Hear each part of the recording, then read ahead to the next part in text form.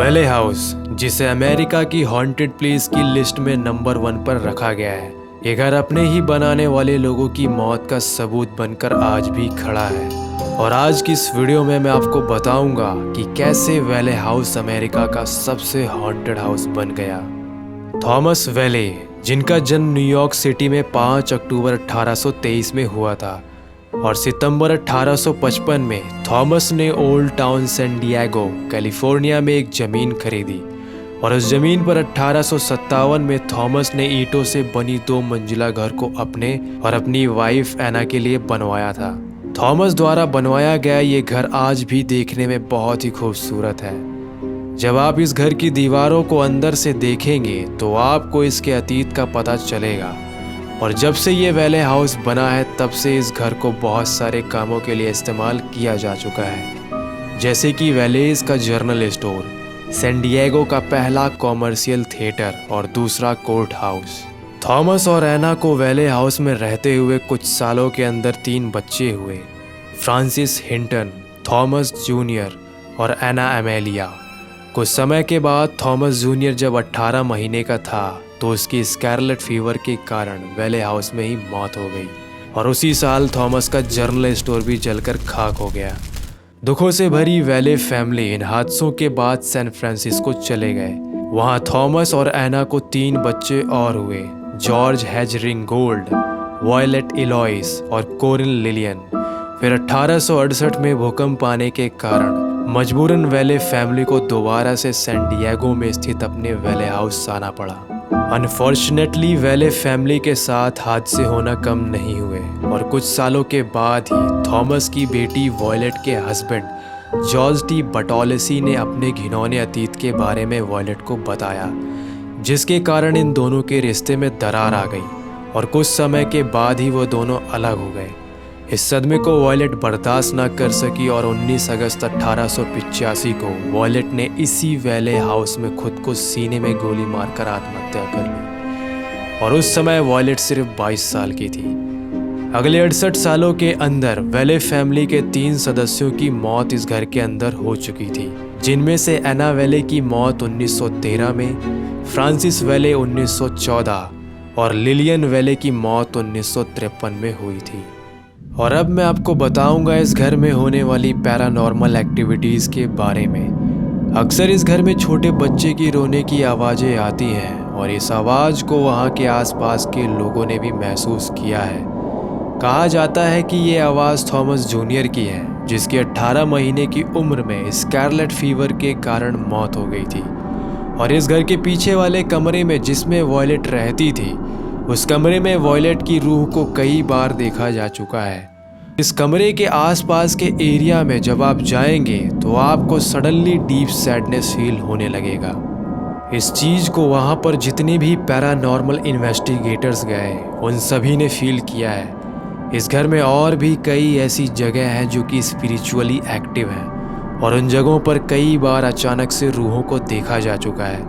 1900 की दशक की शुरुआत में इस घर को लिलियन वैले ने कई किराएदारों को किराए पर भी दिया था। हो सकता है कि वो अचानक से दिखने वाली आत्माएं उन किराएदारों की ही हो।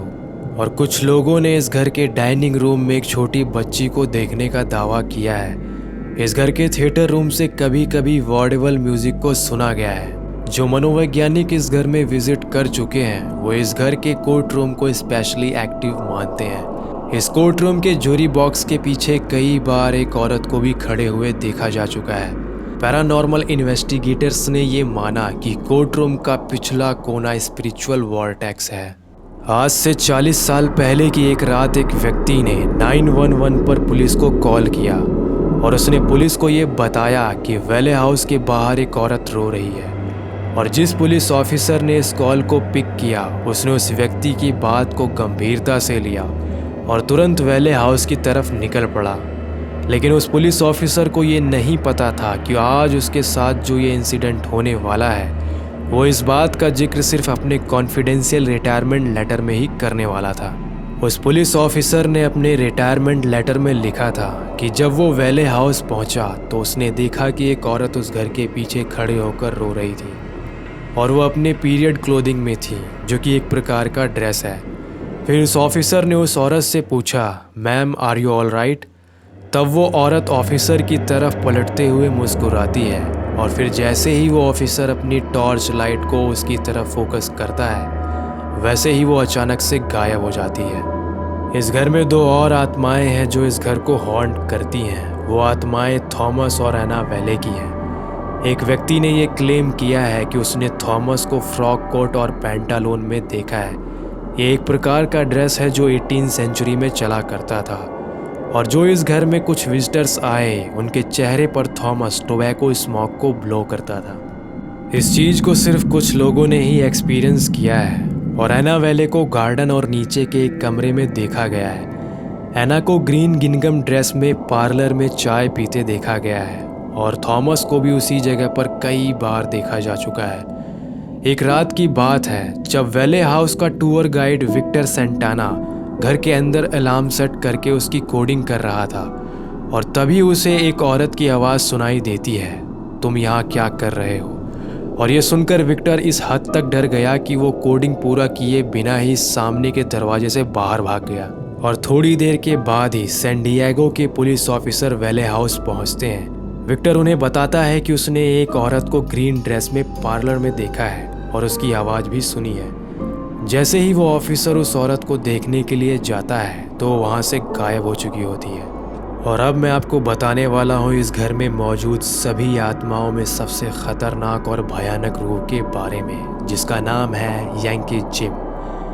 वेले हाउस के बनने से पहले 1852 में यंकी जिम को उसी जगह पर फांसी दी गई थी बोट चुराने के जुर्म में। यंकी जिम ने बोट चुराने की सिर्फ कोशिश ही की थी, वो पूरी तरीके से उस बोट को नहीं चुरा पाया था, फिर भी उसे फांसी देकर मार दिया गया था।